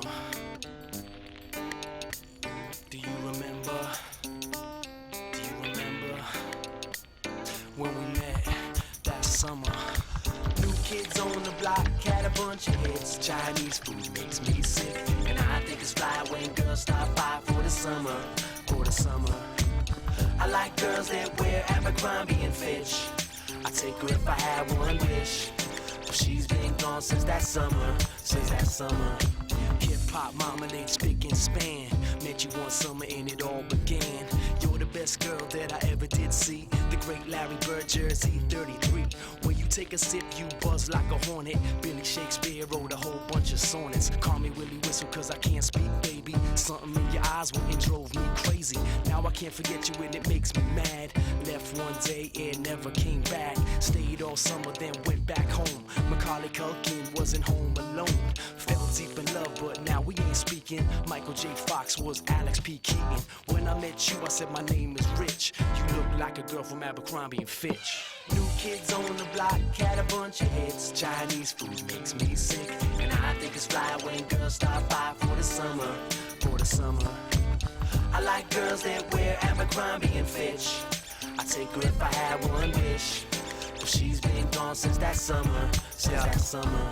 Cherry pants, cold crotch, rock stud boogie. Used to hate school, so I had to play hooky. Always been hip to the b-boy style. Known to act wild and make a girl smile. Love New Edition and a candy girl. Remind me of you because you rock my world. You come from Georgia where the peaches grow. They drink lemonade and speak real slow. You love hip-hop and rock and roll. Dad took off when you were 4 years old. There was a good man named Paul Revere. I feel much better, baby, when you're near. You love fun dip and cherry coke. I like the way you laugh when I tell a joke. When I met you, I said my name is Rich. You look like a girl from Abercrombie and Fitch. New kids on the block had a bunch of hits. Chinese food makes me sick, and I think it's fly when girls stop by for the summer. For the summer, I like girls that wear Abercrombie and Fitch. I take her if I had one wish. But she's been gone since that summer. Since that summer. In the summertime, girls got it going on. Shake and wiggle to a hip-hop song. Summertime girls are the kind I like. I steal your honey like I stole your bike. Boogaloo shrimp and pogo sticks. My mind takes me back there oh so quick. Let you off the hook like my man Mr. Limpin'. Think about that summer and I bug cause I miss it. Like the color purple macaroni and cheese. Ruby red slippers in a bunch of trees. Call you up but what's the use? I like Kevin Bacon but I hate Footloose. Came in the door, I said it before. Think I'm over you but I'm really not sure. When I met you I said my name is Rich. You look like a girl from Abercrombie and Fitch. New kids on the block had a bunch of hits. Chinese food makes me sick, and I think it's fly when girls stop by for the summer. For the summer, I like girls that wear Abercrombie and Fitch. I take her if I had one wish. But she's been gone since that summer. Since that summer. In the summer girls come and summer girls go. Some are worthwhile and some are so-so. Summer girls come and summer girls go. Some are worthwhile and some are so-so. Summertime girls got it going on. Shake and wiggle to a hip-hop song. Summertime girls are the kind I like. I steal your honey like I stole your bike. New kids on the block had a bunch of hits. Chinese food makes me sick, and I think it's fly when girls stop by for the summer. For the summertime, I like girls that wear Abercrombie and Fitch. I take her if I had one wish. But she's been gone since that summer. Since that summer.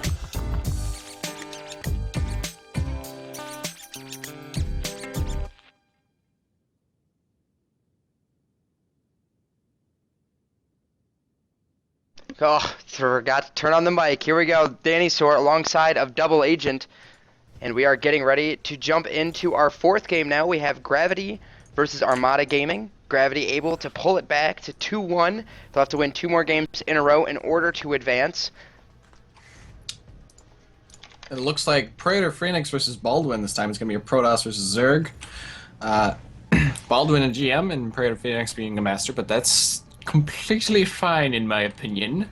Yes, So- absolutely. Korean Air was the Grandmaster in our last game, and with all those trips that he probably gets for free to Korea, assuming that, you know, he owns the airline, the reason he would have that name, of course. Yes. Able to train up and able to go through and pull out with the win, which is absolutely fantastic. So we'll have a PVZ for you here, another good one. So we're getting away from the a lot of Zergs in these matchups, but we'll have to see how these players face off, as Praetor Phoenix is the captain for Armada Gaming. And we'll jump into the game here in the top right. We have Praetor Phoenix, captain of Armada Gaming. And in the bottom left, from Team Gravity, we have Baldwin. You're at the right screen, right? Just making sure. Oh, you know it.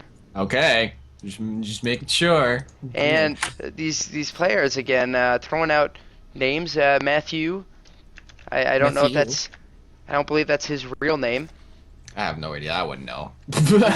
Yes. I mean, look at us. We got French going out. We got names being thrown back and forth. Who knows what exactly is going down? A lot of the EU teams decided to come and play with us on the NI server, which is great. Love to see that. StarCraft is international. And we have our first aggressive play for today. We have a 10 pool coming out for the Zerg player. Oh, and this could be a nightmare because that pylon with placement. Gas. Oh, and so he's going big, and it looks like our Protoss player is going potentially. Oh, he absolutely is going Nexus first now, as he's chrono boosting again. Unless he throws it down. Oh, he queued up another probe. He's definitely not going anything but Nexus first. Baldwin for Team Gravity, putting it all on the line. This is perfect for the Zerg player right now. This could do a lot more damage than it really needs to be. And here comes the probe, going to hit that Nexus, and he doesn't have any forces. He does not have a gateway up, and he does not have any mothership core at this point. So this might end very quick. Here comes 6 Zerglings on the way already. Yes, he needs to put up a forge immediately in the main, and then probably another pylon back behind his minerals so it can guard the whole mineral line. He may even want to plant it in the mineral line, because at this point you just need to go for broke. I know it's not great to have stuff in the way of your probes, but... Oh, and he's going a gateway first. I'm not quite sure. It's not... It might not... He's gonna... He's easily cancel that Nexus, but if he gets that gateway up fast enough and he can chrono boost a Zealot, he might be completely safe here. It's not a whole lot of Zerglings. Looks like 8, and a drone looks like he's going to expand now as well. So he's going to get this Nexus. There's no way he's going to save that Nexus, but I don't know. It's so sketchy right now. Yes, he could potentially maybe save the Nexus, yeah, because Baldwin's not going to... He's just going to go straight in. I think he's going to try to save it. I think it's a good move from Baldwin because he's going to cause a lot of lost mining time trying to nuke down this gateway, and he'll get the gateway if he wants it. He has to pull all of the probes. Decent micro here, pulling back the 2 hurt ones, doing very well. And 1 Zergling maybe, or 1 probe. No, great control here from Phoenix, who only has lost 1 probe in this, getting more in the front lines. His control is really fantastic in such a tough spot.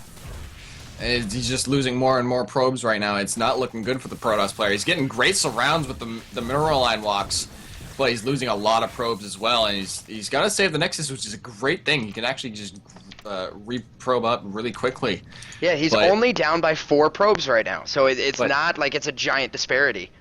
But Baldwin's just pumping out Zerglings now, even more. A couple more, looks like 6 are on the way from the natural, and they're gonna try to focus this Nexus down.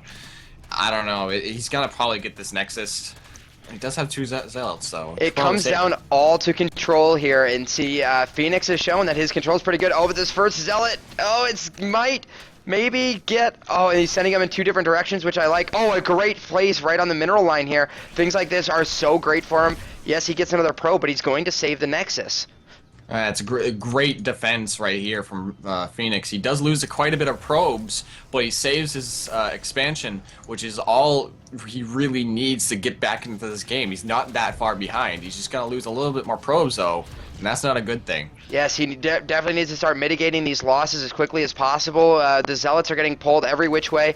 He's currently building a Zealot, not a Stalker or anything, even though he had the money for it. And losing just another probe, and now these Zerglings are just going to bounce back to the natural. No real probes down there, just this 1. So a lot of damage being done here, but I don't think anything has been completely fatal quite yet. He has lost 14 probes now. It's 28 drones to 16 probes. He does have the drone lead, which is really good for right now, but all he has is these Zerglings, so if any kind of gateway, giant gateway follow-up, it actually could probably kill him. We'll have to see is if he loses too many more. It's starting to very closely get there because now 9 drones being pumped out down by the Zerg's base. And this is getting very rough. He can only replenish 2 at a time, which he's doing pretty well. I mean, normally around this time, Zerg players are going to have more drones anyway, so it's not like those numbers should be equivalent. But it's getting to the point where it's pretty rough. And the control from Baldwin right here, macroing up and just kiting these Zerglings every which way around the Protoss base, even letting the probes get pulled just for defense to get these Zerglings out, and 14 more Zerglings are on the way. So he does have the Zealots, which is really good against Zerglings, but it's kind of hard right now. Yeah, we'll have to see, and if he can get a mothership core, that could be great too. I don't know if I would have continued aggression. I mean, it can go one of 2 ways. Either if he holds this off very well, he can allow Phoenix maybe to get back in. And now, indecision as he turns around, he's sending 2 of them home for some reason. Looks like he's just gonna try to do as much damage as you can with as low a number of Zerglings as you can. 3 gateways on the way for Phoenix. He knows he needs to do some damage. I'm not sure if warp gate research is done. It is, okay. It just hasn't warped in that other gateway yet. So this follow-up for Phoenix here actually could do a lot of damage. Yeah, we'll definitely have to see, as keeping updated that probe count. It's 30 to 47, 31 to 47, so it's not too far out of reach. Our Zerg players is trying to kind of add on some more things. Now, with a great scout by Baldwin, and in case he needed any more information, wants to make sure there's no, maybe hidden DTs or something that could end the game for him. So, and you were correct. That big gateway swell is coming out, Double Agent. He doesn't have a proxy pylon on the map yet, but the Zerg player hasn't chose any beefy tech right now. It's all Zerglings. He's getting his lair, but he has no Roach Warren at all. It's all Zerglings right now. Yeah, and our Protoss player does not have +1, which does hurt him just a little bit. And he's rolling out with a probe in this army. There's now 8 gates going up. Oh, this is just gigantic. And if he gets enough units out, he could actually just kill Zerg outright, but Oh, and he loses the probe that was supposed to come off, and he is walled off, so he has to cancel the pylon, grab another one. Great little pickoff move from Baldwin, and now he has to be sure. This is basically an all-in from Praetor Phoenix, because he has to do a ton of damage with this. Otherwise, he has no tech to follow up with. It gets really rough after this. And here comes that pylon on the front, though, and his tech of choice is actually, oh my god! Oh, it's not even a wall. All the Zerglings just get into the mineral lines, and it's just massacring probes one after another, and that's not good for the Protoss right now. He needs that resources to keep up, and it looks like the tech choice is going to be Hydralisk, and the Hydralisk follow-up actually could pretty much do enough damage to keep him either contained or just kill him. Yeah, I have a quick quiz for you about Hydralisk, Double Agent. What units from the gateway with this basic tech path are Hydras not good against? Zealots with charge. Well, they don't have They don't have charge. so nothing. So this is absolutely great, and he is definitely all in. He's down to 14 probes. He's still losing probes. These Zerglings, I cannot believe that wasn't a total wall-off. Especially, I mean, you could see the Zerg player attacked the pylon as if, he needed to break through it. Then all of a sudden he realized, oh, I can just walk by it. And there's a lot of Hydralisks right now. It's like 22. 22, and that's with the Zerglings taking all the damage as well. It's a lot to deal with right now. Phoenix coming out across the map trying to do something, but there's a lot of Zerg right here. I think if he sees it, yep, it's GG. Well played. Gravity ties it up 2-2, and we're going to a Game 5. Baldwin, a nice little cheese, and you were completely correct, Double Agent. As I go ahead and throw us back up on stream, you were completely correct. You said the cheese would come at a time when a player was down and a team needed a win, needed to kind of pull something out, and that's exactly what happened. And we're coming right into the rubber match, This is all or nothing for this match. You could either win or you could either lose. So, great play from Baldwin. Really making that 10 pool completely worth it.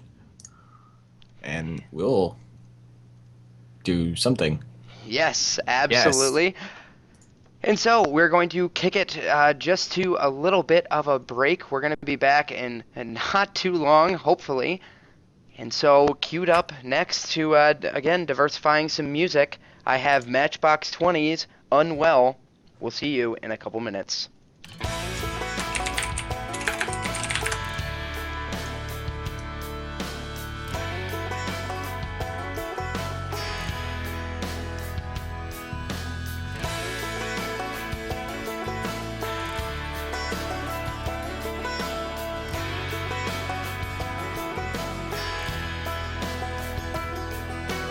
All day, staring at the ceiling, making friends with shadows on my wall. All night, hearing voices telling me that I should get some sleep, because tomorrow might be good for something. Hold on, feeling like I'm headed for a breakdown, and I don't know why, but I'm not crazy, I'm just a little unwell. I know right now you can't tell, but stay a while and maybe then you'll see a different side of me. I'm not crazy, I'm just a little impaired. I know right now you don't care, but soon enough you're gonna think of me and how I used to be. Left your channel. Me and talking to myself in public and dodging glances on the train. And I know, User joined your channel. I know they've all been talking about me. I can hear them whisper, and it makes me think there must be something wrong with me. Out of all the hours thinking, somehow I've lost my mind. But I'm not crazy, I'm just a little unwell. I know right now you can't tell, but stay a while and maybe then you'll see a different side of me. I'm not crazy, I'm just a little impaired. I know right now you don't care, but soon enough you're gonna think of me and how I used to be. I've been talking in my sleep. Pretty soon they'll come to get me. Yeah, they're taking me home.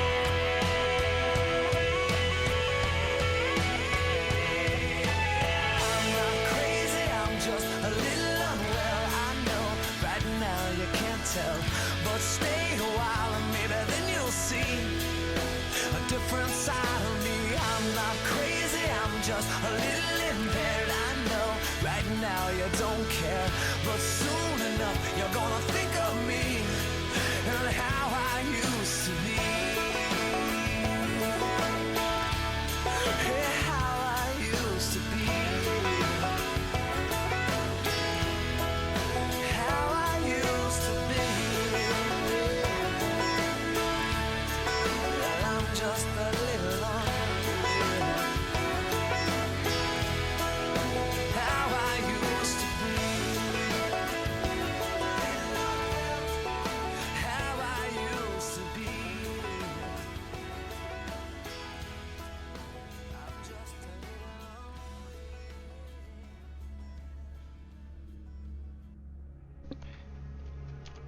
Ladies and gentlemen, welcome back. The Danny Soar. And over there we go. Reverse webcams always get me, is Double Agent. Yeah.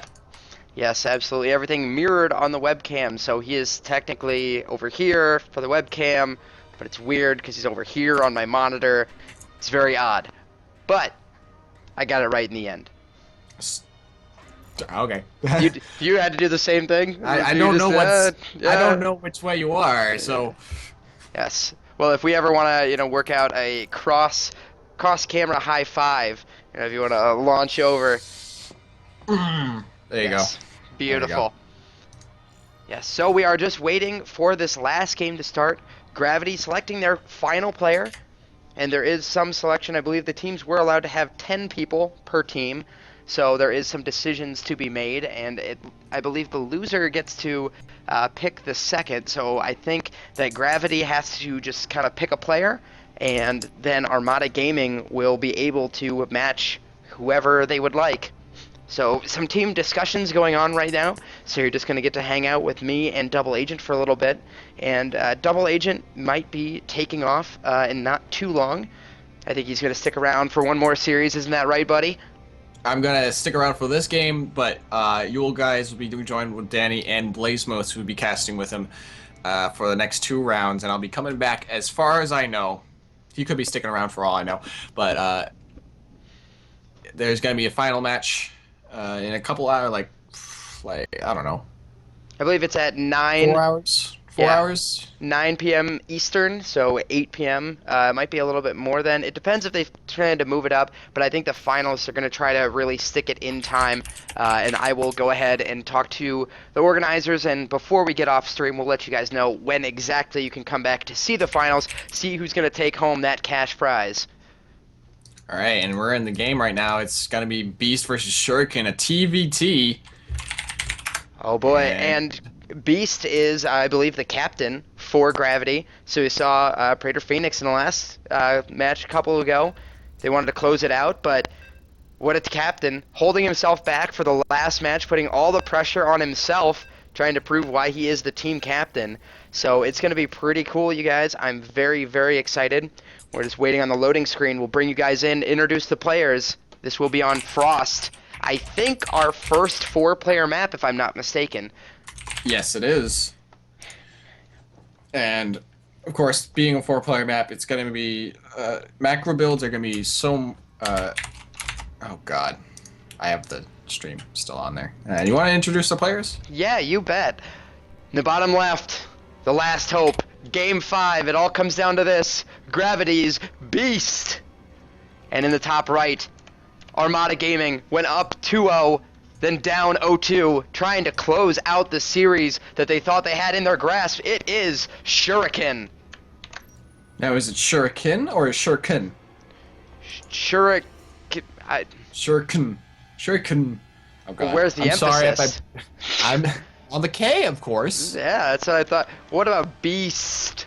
Is there a Beast? is there a long S? Is there such thing as a long S? Yes. I just don't know. I think there is such a thing as a long S. I'm not an English major.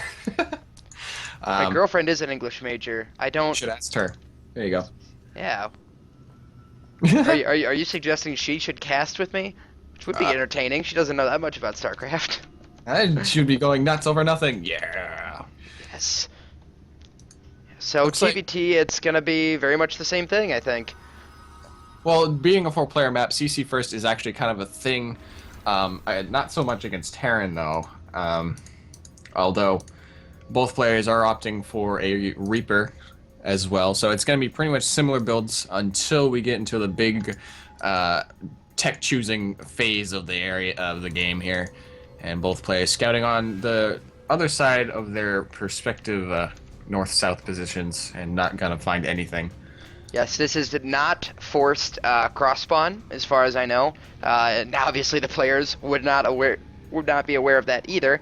So they're both going to scout each other within reasonable time. So this is a little bit scary sometimes for players on 4-player map. If your opponent decided to take a big risk and do proxy or something big, you find out so late that if they chose right, you can just kind of instantly die just because you had no idea. However, it does not look like that's going to be the case. Both these players are nice and walled up. Yeah, but there are Reapers, so they can come up the ramp. So, actually, did Beast go for a Reaper? No, it looks He like did he's not. Another Marine.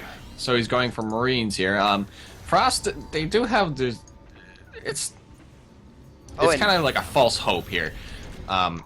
the side walls are actually have a gap, so they can't actually get up the ramp. So it's all inside the natural wall.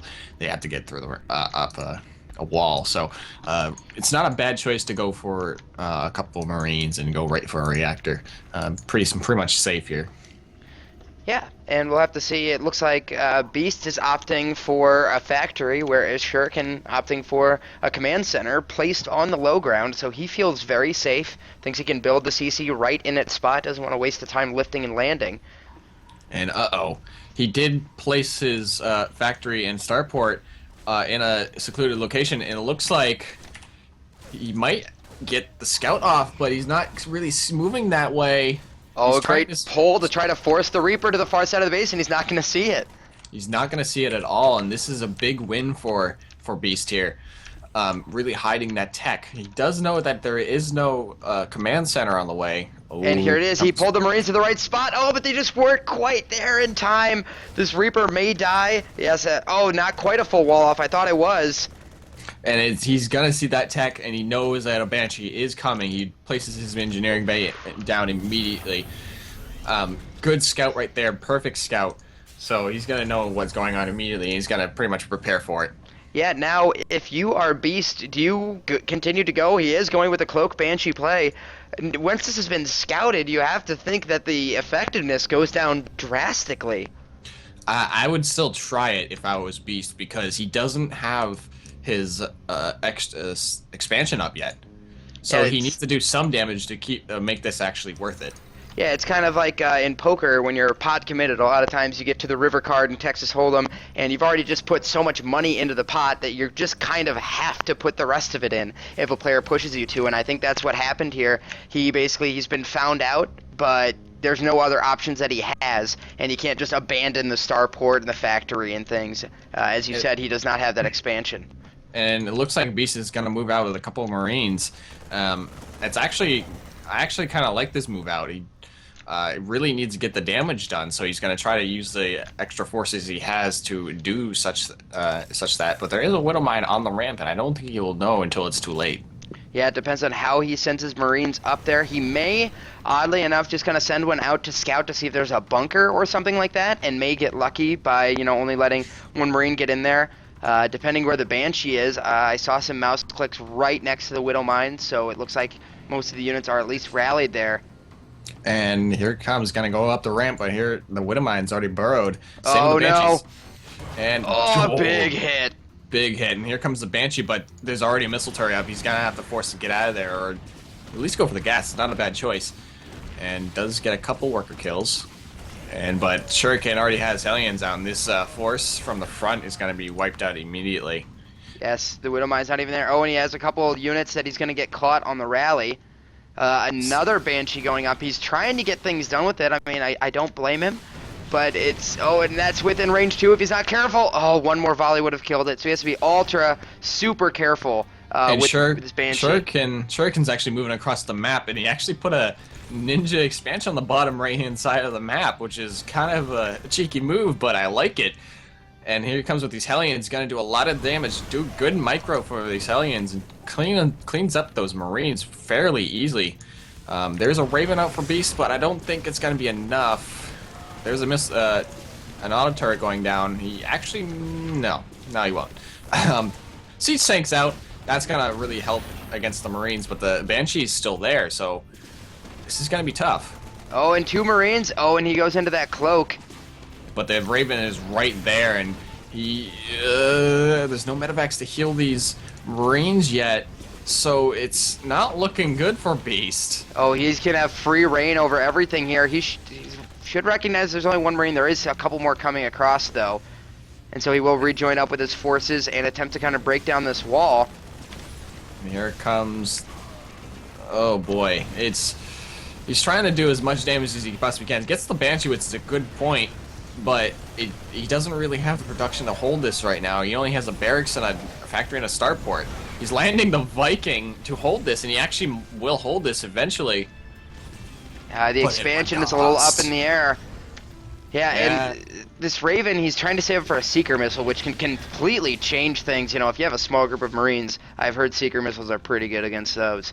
And this Banshee's going to go in for more scouting information. And we see that Shuriken's going to try to go mech from here as he adds in 2 more factories.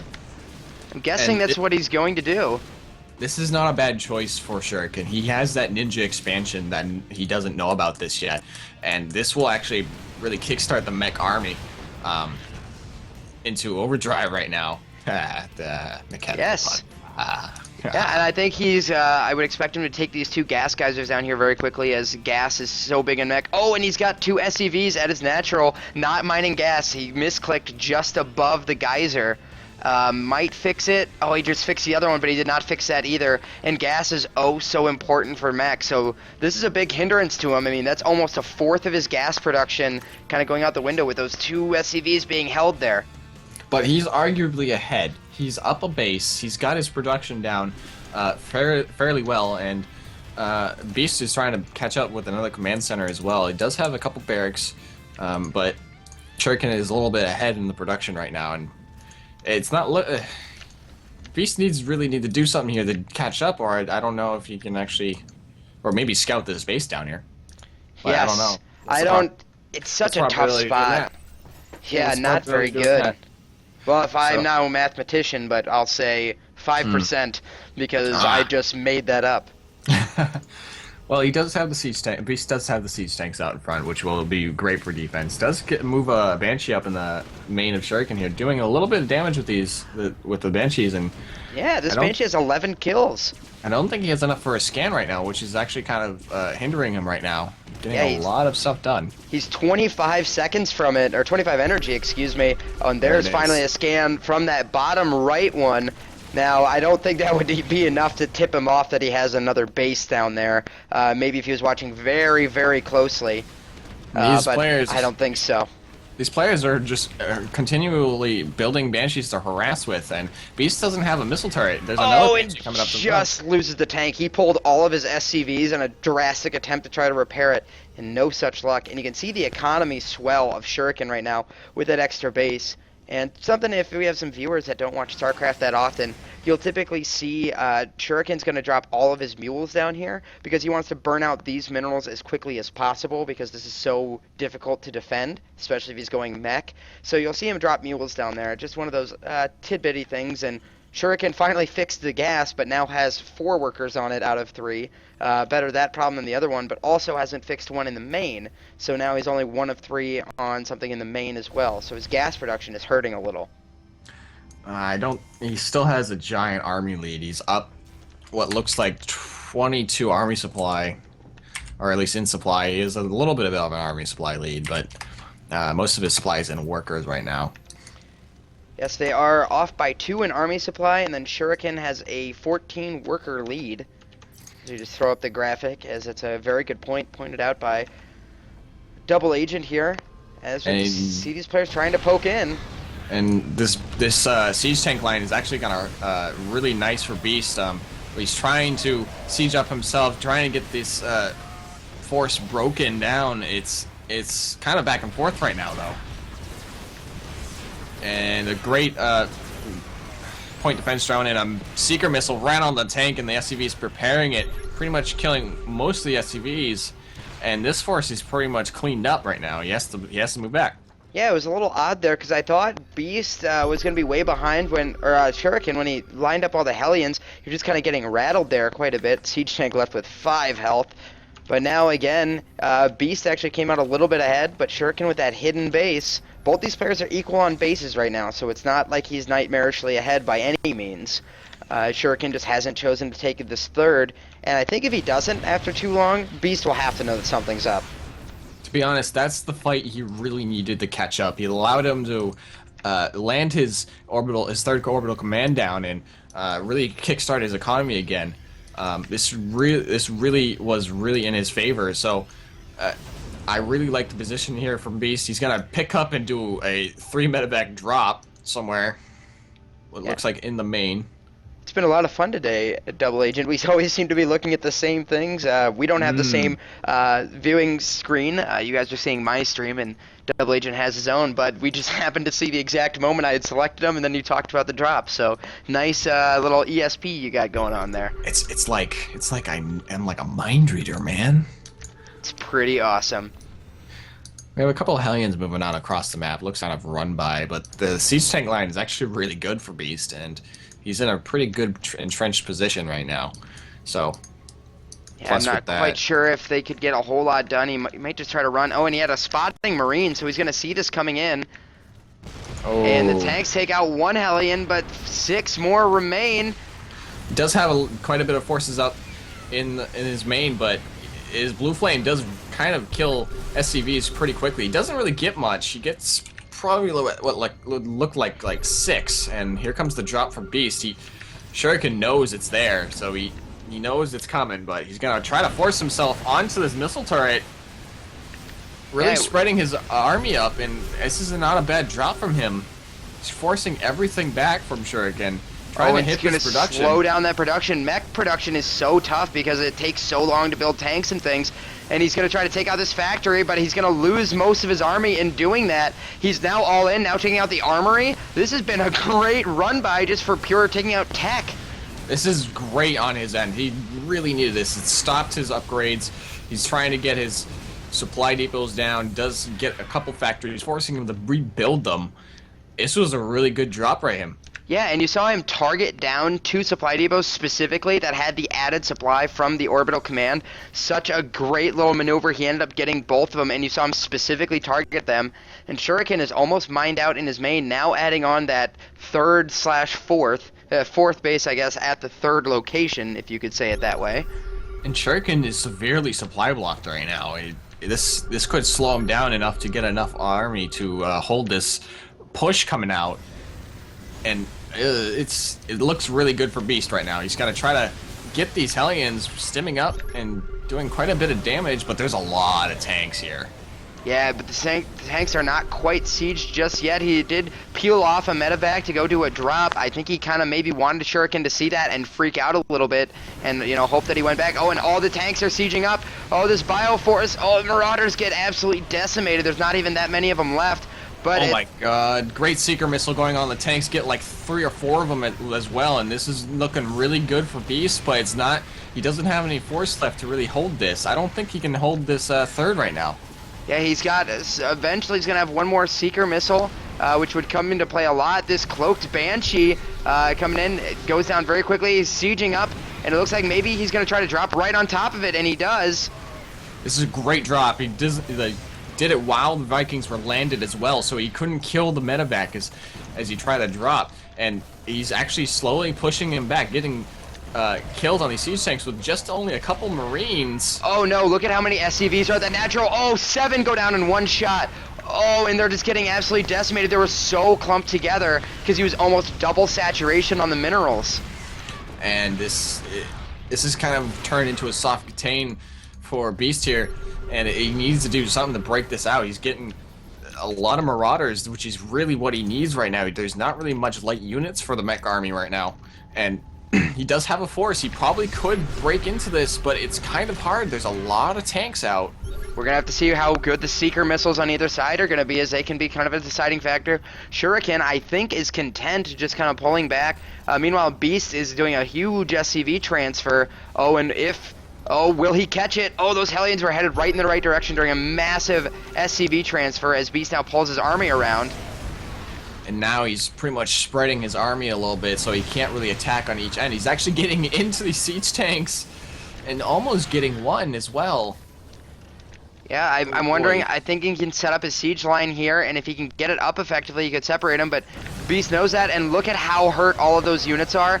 And he doesn't even siege most of the tanks. I think that was a good choice. He just knew he didn't have time to do it. And that army is so hurt, but he took out so many tanks. He caught the tanks on siege, which is really what he didn't really need, and he actually gets a lot of those tanks, which breaks his contain, and he's even better off right now. Yeah, that was an incredible exchange. It came down to, tanks versus just a couple. Oh, he's going to get another tank with super red Marauders. that entire engagement came down to 2 Marauders and 1 Medevac winning. You don't see engagements much closer than that. It looks like he may pick off yet another tank. And Ooh, just barely. did Beast swing this in his favor, Blazemos? Or, sorry, Double Agent. Blazemos coming in soon. Yes. I don't think so. It's getting to the point where it's actually even right now. Both players are on 4 bases, and Beast is good, taking these engagements really, really handily. But there's a lot of production for the mech army right now, and it's kind of hard to tell. A big run by. Oh, so many SCVs just went down at the 4th base.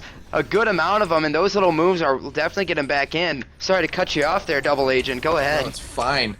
That run by did a lot of damage, and that is perfect for Shuriken right now. He needs to catch up a little bit, turn this game back into his favor. Yes, I don't know. The upgrades are pretty much even right now, in both players. It's kind of hard to say who's ahead right now. Yeah, and that bottom expansion, as I talked about the mules landing earlier, I've been showing it on. Now on screen, you can see why those mules eat up so many minerals. Notice all those mineral patches are out, and this is almost mined out, and I'm assuming he's just going to pick this up and fly it home. He actually could have fly it on to the patch above it, and he's actually running a couple Marines now into that base. Oh, yep, it looks like he's going to go right into the base and finally scouting it, but it's going to be a little bit too late. Maybe getting a couple SCVs and mule kills, though. Yeah, his heart's going to sink a little bit when he sees how mined out that base is, knowing that he's been there for so long. Yeah, and he finally sees the base, and uh-oh, the mech army is moving out while the bio army is pushing in, and he's going to go right into the natural. The siege tank line is great. It's actually better for Beast because Shuriken was out of position. But he's not too far in right now. That's the problem. He needs to run up this ramp, and that's what he's going to do. He's getting surrounded by the SCVs. He's got to get a lot of SCV kills, which is really what he needs right now, and getting a lot of stuff done right now for the Bio Army. This is a great engagement again for Beast, and it looks like he's going to get a lot of production killed as well. This is going to hurt for Shuriken. Oh, but Shuriken, so many tanks coming out now. He's got a huge swell of them that just came down the ramp. Interesting little engagement there, but now there's no mining here for Shuriken in his main. In the natural, there's no more command center. He lifted it off and took it away. The 3rd is doing all right, but this bottom right, there's nothing left. He's going to land it, but Beast is going to know about it. I want to just go back into this production. The production of the Bio Army is just too great right now. He's pretty much all in at this point, Shuriken, and if he can hold this, he might actually just win the game outright. Army supply is still super even. Yeah, and Beast really needs a great engagement here. He's got double the SCVs, so the longer this takes, the better it is for him. He's got another new base set up, and he really needs to form up his whole army and make sure he gets in one attack. And the siege tanks aren't sieged up right now. He's got a little bit of an opportunity. All of these tanks are so red. Oh, he's got to drop right on the tanks. It's a great move, but it doesn't really go out as planned. And this is getting really close for Beast. Yes, he's now about half the army supply, unfortunately, but the health of the army, all of these tanks are at half or lower, and it looks like he's not going to siege up in time to get this huge swell of SCVs running up. Does get a decent chunk of them. And here, he's got to try to pad some damage with those SCVs while he tries to get it back up, but no, he's gonna try to push in, but it's not really working out for his favor. He's killing a lot of siege tanks with these Marauders, but oh, it's so tough right now. Yeah, this is very back and forth. Again, you can see how red all of these tanks are. Oh, and he finally sets up in front, and what's gonna happen here? Oh, can the Marauders push through? No, they all melt so fast. And Yule goes down as well. He might think he's thinking he's won. He's got a lot of red siege tanks, but there's still siege tanks that are still shooting I think that mule was actually supposed to be for repair. I'm not quite sure if it was a manor mule, because it was only one, but actually to repair is a great move right now. That manor mule might actually have some very high strategic value. Yeah, but it doesn't look like he wants to use it for strategic value. He's now getting into the production of Beast here, and it's not looking good. He's got his natural killed, and oh boy. He really needs to do something here. A giant SCV pull would be great here, but I don't know. Yeah, and he's kind of evened out the army supply.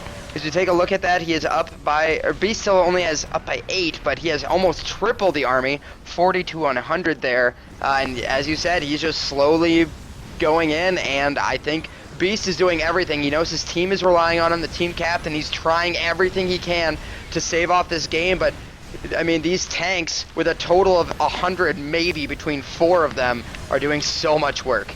These tanks are in a great spot, just really covering a lot of area around the Beast's space, and I think he's pretty much done it. He's pretty much killed most of the barracks right now. I don't think he can really hold off anymore. Yes, and Beast is no longer has any gas income. He's only got his soul base up at the top, and I think we can expect to see GG pretty shortly here, as there's just nothing he can do to work through this. Well, Beast is trying his best to build a lot of barracks on his 5th, but no, GG comes out and Shuriken takes the get. Armada Gaming takes it away. Wow, that was another intense TVT, everything on the line. And Armada Gaming comes out ahead. Again, the game of runs, just 2-0, then 0-2, and then they finally come back, taking down the captain of the team in the final match, and they pulled it off. Great game right there from both players. That last ditch effort really pulled out for him, and it was a great move. He pretty much caught Beast with his pants down. Yes, absolutely. So we will do some shuffling a little bit on our end. We will also go ahead and move on to the next round. If there are any games, we will come on. I will come back on here periodically and give you guys an update. So at least you can know expectations on when things are supposed to start. So you'll at least get that information for me. So stay tuned, as we have a lot more games, and they're going to get more and more competitive as we get to the championship. For now, we will bid Double Agent adieu. Bye-bye. Bye-bye. I'll be back maybe. Oh, Don't and worry. I hope to see your beautiful face back on here. Well, I hope to see Blazemo's beautiful face on here too. Don't you worry. Oh, he'll be here in just a second. So, gonna go ahead and throw it to break. We'll go ahead. We will pick out some random song, and I just found, I think, a good one. Oh yes, we're gonna get you with a little Outcast and Hey Ya. We'll be back in a bit. Yeah.